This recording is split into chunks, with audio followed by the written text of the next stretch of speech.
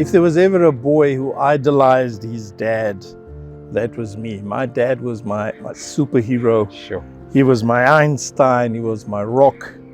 And with his support, I always felt like I could do anything. I could achieve absolutely anything. And only because he was my dad and I was his son. And I had his love, protection and support always. And that meant so much to me, growing up. And I remember doing this crazy thing that people watching me must really thought, crazy kid. So as my dad would walk along, I would walk behind him and take these gigantic steps for me because I was still little. And I'd aim to place my feet exactly where his feet fell on the ground. And I ended up doing this sort of swagger, this big stepped swagger, following him all around as he walked around the yard and wherever we went. Sure. And people would call me my dad's tail. So, Wow. well, here he is, and here's his tail. And here's his tail. Wow. Literally in his footsteps. Wow. Behind him. And that was a sort of a game I played. But that's how I pictured myself. I tried to picture myself grown up, being like him, emulating all those good qualities that I admired. But anyway, that's not a bad way to look at it. Many psychologists say, imagine yourself where you want to be, and you'll get there. Yeah. So that was me sort of imagining my future self as my dad.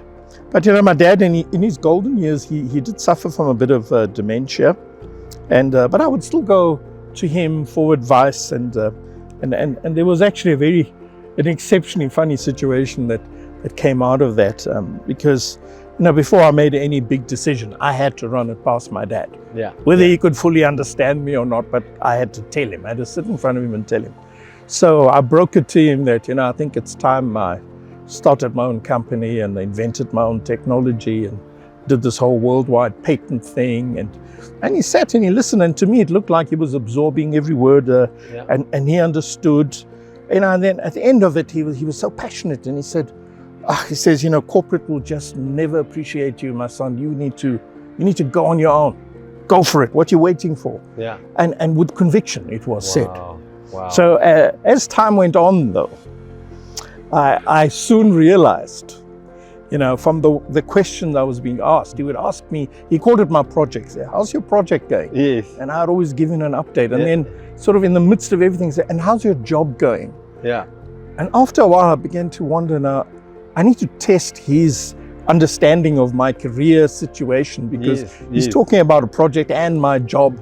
So I had to break it to him that, I don't have a job anymore. I'm running my own company. And the look of shock and horror on his face in that moment.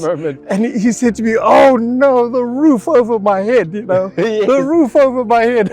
Wow. I thought, if I only knew that was your response, maybe I wouldn't have gone down this road. But you believed it. I thought you believed it. And because of that, I went and confidently launched this thing.